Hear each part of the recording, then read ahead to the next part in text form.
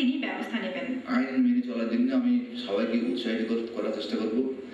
তারপরে যদি আইন কেউ না মেনে, তাহলে বিধি মোতাবেক, আইন মোতাবেক সিরিয়ে বন্দোবস্ত নেবে।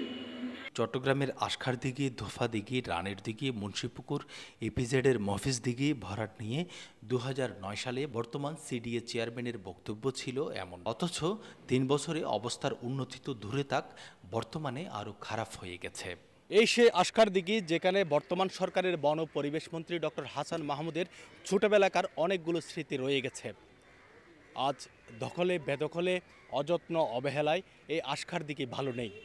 সব কিছু করতো, এখন দেখি যে আস্তে আস্তে আস্তে তো সবাই ময়লা আবর্জনা ফেলে একদম পুকুরটা ভরাই ফেলছে। সিটি কর্পোরেশন বা চিড়িয়া কোনো কাজ করে না, সবাই বাথরুমের ময়লাগুলো এখানে ফেলাচ্ছে।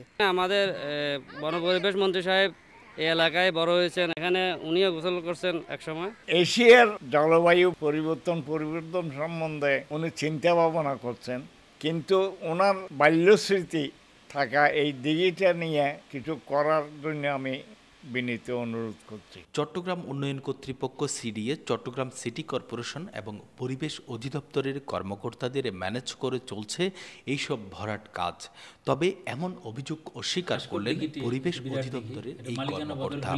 আমার মনে হয় সিটি কর্পোরেশন, সিডিএ, পরিবেশ অধিদপ্তর, জেলা প্রশাসন সবাই মিলে, মৎস্য অধিদপ্তর সবাই মিলে এটিকে রক্ষা করা প্রয়োজন। নগরীর যে কোনো আগুনের ঘটনায় এইসব দিঘি থেকে পানি নেওয়া হয়, তাই এইসব দিঘি ভরাট হয়ে গেলে ভবিষ্যতে পানির সরবরাহ বন্ধ হয়ে যাবে। চট্টগ্রাম নগরীর এইসব দিঘি রক্ষায় নগরবাসী তাই সহায়তা চাইলেন পরিবেশ মন্ত্রীর। আলমগীর অপু, RTV, চট্টগ্রাম।